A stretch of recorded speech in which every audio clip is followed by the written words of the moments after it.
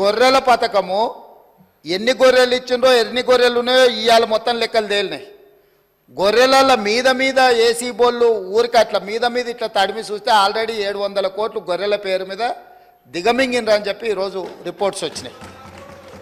కేసీఆర్ కిట్టులో ఏం అవినీతి జరిగిందో వారు కోరుకుంటే విచారణకి ఇద్దాం, దాని మీద కూడా పోదాం. ఇదే కాకుండా గొప్ప పథకం అని చెప్పిన బతుకమ్మ చీరలలో జరిగిన అవినీతి మీద కూడా బతుకమ్మ చీరలు చేనేత కార్మికులకు పని కల్పిస్తున్నాం అని చెప్పి సూరత్ వెళ్ళి కిలోల కింద చీరలు తీసుకొచ్చి ఆడబిడ్డల్ని మభ్య పెడితే ఆడబిడ్డలే బయటకు వచ్చి తగులబెట్టిర్రు. అవి ఏడగడుతురు వ్యవసాయ పొలాలలో పిట్టలను బెదిరించడానికి బతుకమ్మ చీరలు కడుతున్నారు. ఆడబిడ్డలు ఎవరు కట్టుకోలే అధ్యక్ష.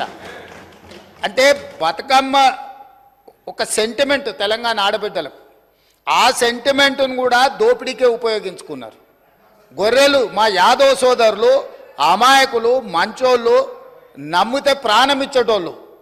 మా కుర్మ యాదవ్ సోదరులను అడ్డం పెట్టుకొని వందలాది కోట్ల రూపాయలు కొల్లగొట్టి మింగుతే ఇవాళ వాళ్ళ పంపకాలలో పంచాయతీలు వస్తే పోలీస్ స్టేషన్లో వాళ్ళే ఫిర్యాదు చేసుకుంటే ఆ కేసు ఏసీబీ విచారణకు తీసుకుంటే ఇవాళ ఇప్పటికే మీదనే 700 కోట్ల రూపాయలు వచ్చినాయన్నారు. ఇప్పుడు ఈడోళ్ళు వచ్చి కూర్చున్నారు. అదేవిధంగా మొన్నటి వరకు పదే పదే మమ్మల్ని సవాల్ విసిరిండ్రు.